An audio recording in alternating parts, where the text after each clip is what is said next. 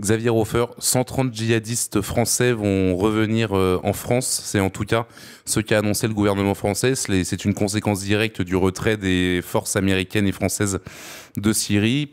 Est-ce que c'est évitable? Est-ce qu'on peut éviter que ces 130 djihadistes reviennent? Alors d'abord, il faut savoir de quoi on parle. C'est-à-dire 130 djihadistes, ça veut à peu près rien dire. Il y a d'une part des hommes, ensuite des femmes, ensuite des enfants. Au moment où nous parlons, je n'ai aucune espèce de précision ni de liste. Je soupçonne que le gouvernement français n'en a pas plus que moi pour dire qu'il y a 37 hommes, 25 femmes, 15 enfants, je dis n'importe quoi comme ça. Et donc c'est quelqu'un a lâché le chiffre de 130 et puis depuis tout le monde s'énerve dans tous les sens. Alors bien entendu, 130 ça ne veut rien dire.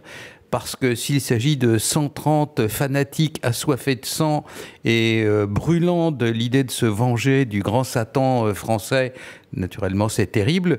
Ou alors si c'est des individus qui ont été complètement broyés par la guerre, vous savez que c'était fréquent, des garçons qui partaient là-bas. La seule expérience de la guerre qu'ils avaient, c'était les consoles vidéo où ils tuaient des gens de manière comme ça numérique. Hein, et quand ils se trouvaient sur place avec vraiment un mec à décapiter, vraiment, parce qu'il faisait des choses atroces, vraiment un bébé à fracasser sur le mur, vraiment une femme enceinte à éventrer, c'était plus pareil. Et donc on en a vu beaucoup. Sans doute la moitié, je parle des hommes et des combattants qui revenaient et qui étaient dans un état psychologique affreux, à savoir qu'ils avaient des cauchemars terribles, ils n'arrivaient plus à dormir, il fallait leur donner les petits cachets, vous savez, pour les calmer, et donc ce ne sont pas tous des fauves assoiffés de sang qui reviennent. Alors en plus de ça, il y a le casting de l'État islamique qui ne faisait pas confiance à tout le monde pour porter des armes. Et il y en a un qui a réussi à s'échapper et qui est revenu en France. Il lui avait fait creuser des fosses, des trous pour enterrer les gens pendant 1 an. Il était parti pour faire le djihad, il était fossoyeur. Plus ceux qu'on utilisait comme infirmiers, plus ceux qu'on utilisait comme porteurs. Donc voilà, soyons raisonnables, regardons de quoi il s'agit. Et le chiffre 130 qui reviennent de la zone en question, les hommes, les femmes, les enfants, les dangereux, les pas dangereux, les psychotiques, les saints d'esprit, les terroristes maintenus, il peut y en avoir dans le tas, mais un peu de calme et un peu de prudence. Justement, pourquoi est-ce que ces 130 djihadistes reviendraient maintenant dans le pays? Pourquoi ne sont-ils pas restés? Pourquoi ne sont-ils pas rentrés avant? Qu'est-ce qui fait qu'aujourd'hui, leur retour pose question? Pourquoi est-ce qu'on s'en préoccupe maintenant? Alors, c'est une preuve de plus de l'immense amateurisme de ce gouvernement. Ils se sont fait élire sur la compétence. Vous allez voir ce que vous allez voir. On est les meilleurs, the best and the brightest, comme on dit aux États-Unis, les plus brillants, machin, etc. C'est une sottise après l'autre. Alors, la première sottise, celle qui détermine tout le reste et celle dont tout le reste dépend, c'est celle-là. Chacun sait que, surtout en matière de guerre néocoloniale, depuis le Vietnam, depuis la Somalie, depuis l'Afghanistan, depuis l'Irak, etc., j'en passe et des meilleurs, il ne faut jamais faire confiance à nos amis américains. Mitterrand les tenait à bout de gaffe, Chirac a dit froidement non à la guerre en Irak, et il a fort bien fait, et Villepin aussi, et donc parce que tout le monde sait comment ça se termine, ils partent, nos amis américains, avec la fleur au fusil, ils vont régénérer la planète, faire régner la démocratie au Moyen-Orient. Je veux dire, il faut être dingue pour penser une seconde. Vous voyez, ils sont faits pour être démocrates, comme moi pour jouer le rôle de la reine d'Angleterre. Donc, ils sont partis avec la fleur au fusil. Et puis, brutalement, ça ne les amuse plus. Le Sénat décide que non, il n'y a plus d'argent pour ça. Et donc, ils s'en vont. Ils se sont sauvés du Vietnam. Ils se sont sauvés de Somalie, avec après l'hélicoptère de combat qui s'était fait taper par les djihadistes locaux.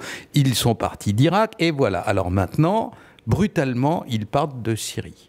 Trump n'a pas totalement tort dans cette affaire, puisque ce que nous prépare le Pentagone, et ce qu'il fait d'ailleurs avec une grande constance depuis le 11 septembre 2001, c'est la guerre perpétuelle, la guerre à perpétuité. On s'arrête à un endroit, on recommence dans un autre.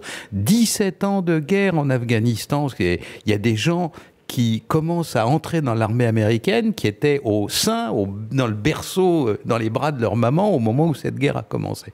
Donc ça n'est pas raisonnable, mais en attendant, l'armée américaine va partir de Syrie et nous, on est coincés sur place. Il n'est pas sûr d'ailleurs qu'on ait les moyens logistiques d'évacuer tous les garçons qui sont là-bas de l'armée française, entre le Kurdistan irakien et puis certains endroits de la Syrie, genre force spéciale, etc. Il n'est pas sûr qu'on puisse tous les évacuer par nous-mêmes avec nos propres moyens. Alors, reste naturellement l'histoire des gens qui se sont fait attraper, qui ont au minimum une carte d'identité française ou un passeport français et qui sont là-bas, hommes, femmes et enfants. Les 130 en question, ils sont à l'heure actuelle prisonniers du soi-disant Front démocratique, etc. En réalité, tout ça est tribal, ce sont les tribus kurdes qui les contrôlent. Alors les tribus kurdes, elles râlent. Je pose une dernière question du coup. Mais alors justement, donc ils sont détenus par les Kurdes. Concrètement, pourquoi ne pas les laisser tout simplement aux mains des Kurdes ? Et pour une histoire de sensibilité exacerbée des gens qui nous gouvernent aux soi-disant droits de l'homme, parce que les Kurdes veulent bien garder les femmes, les hommes et les enfants en question, tant qu'en gros on leur donne un bakchich, un pourboire, ou qu'on est sur place pour les aider et les défendre. Du jour où nous partons, le Kurde des montagnes est parfois rugueux, il n'est pas certain qu'il les laisse vivants, quoi. Qu'est-ce qu'ils en ont à faire de cette bande d'extrémistes? Les Kurdes sont pas des musulmans fanatiques, quoi. Ils sont musulmans comme tout le monde dans la région, mais ils ont une pratique de l'islam qui n'est pas djihadiste et qui n'est pas salafiste. Donc pour eux, les autres sont des cinglés. Les femmes, c'est du gibier et les enfants, c'est des bouches inutiles à nourrir. Je vous laisse envisager ce qui va leur arriver le jour où finalement les Français partent aussi. Alors, on était bien content que les Kurdes les gardent parce que tant qu'ils étaient là-bas, ils n'étaient pas en train de polluer en France les prisons françaises.